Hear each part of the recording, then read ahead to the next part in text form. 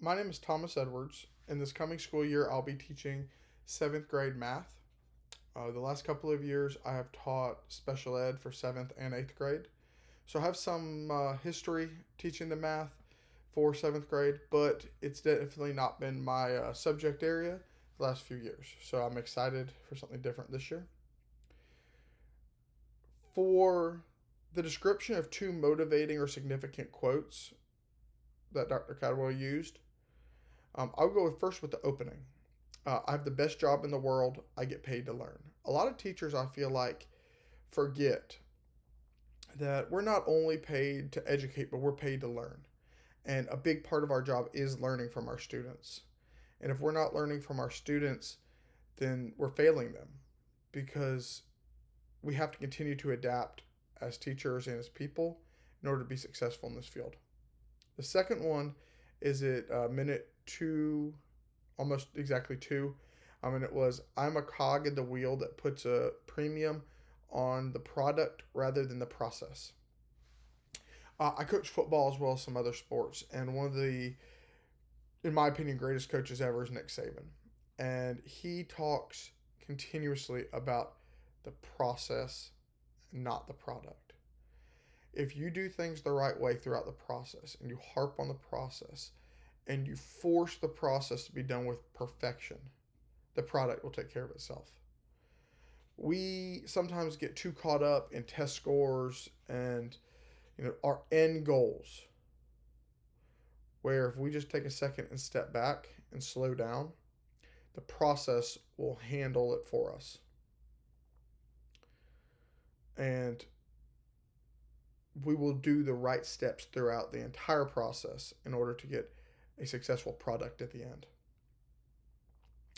Number 4 is describe 3 things you learned or took away. Number 1 for me was uh, students discuss how to improve their next conversation. So we have tried to implement more and more student-based learning, whether it's peer learning, group learning, um, but one thing where we have kind of failed, I think, is the students haven't really discussed how they felt it went and how they feel they could improve. We've seen the results as far as test scores and summative and formative evaluations, but the students haven't had the opportunity to discuss what they think they can do better with each other. The next one for me is probably one of my biggest ones is interference must be reduced. To me, cell phones and even computers, especially when it comes to math, are tremendous obstacles that we have to find ways to overcome. They do nothing but interfere in class 90+% of the time. There are times where they're absolutely helpful and need to be used, but the vast majority of the time they're an interference and a distraction. And finding different ways to avoid those distractions will help our students tremendously. The school I've been at this past year did a great job with absolute zero tolerance and actually enforcing that policy, where other schools that say zero tolerance haven't always enforced it. Finally, teaching the skills of discourse and how to ask questions. Um, Far too often, we have students who the way they express a question is by just simply saying, I don't get it. I don't get it isn't the question. And I tell my students that continuously. I don't get it's not a question. You're not going to get the answer you're looking for with I don't get it. Find me specific things you don't get. Tell me where you need help. And let's find ways to express the questions or express the concerns outside of I don't get it or this is hard. Let's truly find ways to express ourselves better. On number 9 is we're talking about the connection between the presentation and the coursework. Being real is key in the coursework, as well as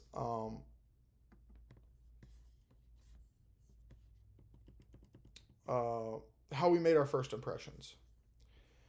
And to me, both of those things go right back with this TED talk we listened to.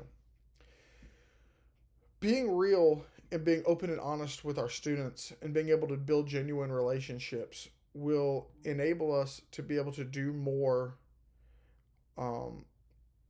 activities and be able to empower our students more to work collaboratively, whether it's in single groups, multiple groups, small groups, even one on one with each other. If they understand the expectations, they understand what's expected of them, they understand the way it's going to work. And if they can be real with us as adults and we can be real with them as students, all that's going to do is enable us to do more with them. Number 6 is how I plan to work this into my classroom. Being that it's math, it's a lot of yes, it's either correct or it's not.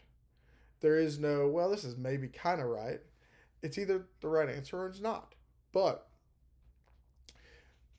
this this type of work, whether it's small group, circling up, opening dialogue amongst students, students can help educate each other. Where it doesn't have to be as much as me standing up there talking at them. It can be talking with them, or it can be talking with them talking with each other, and really enabling them to learn from each other, which I think peer learning and peer help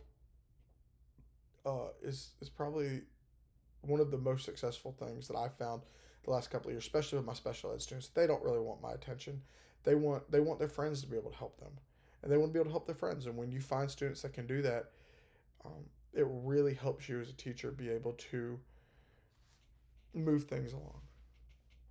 Number 7, one thing from the video that I disagree with or I have a different view on, and that's at about 3 minutes and 10 seconds, it talks about learning the game of school. And I'll be honest, I'm a person that as a coach, I've literally looked at kids and said, learn the game of school. How you interact with your teachers is going to directly contribute to how they interact with you. Learn how to talk to your teachers in a way that's going to make them want to help you. And maybe I'm wrong for doing it, but I feel like a student learning the game, sometimes that's the best they can do.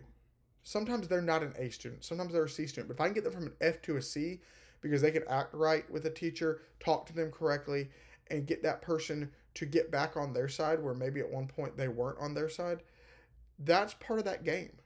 And there's certain students that I feel like that's absolutely necessary with. So I don't feel like the game of schooling is necessarily the wrong thing for people to use or the wrong thing for certain students to use. I think for some students, it's a necessary evil. Thank you for letting me find an alternative way to turn this assignment in. I had some real issues with the software earlier. Thank you.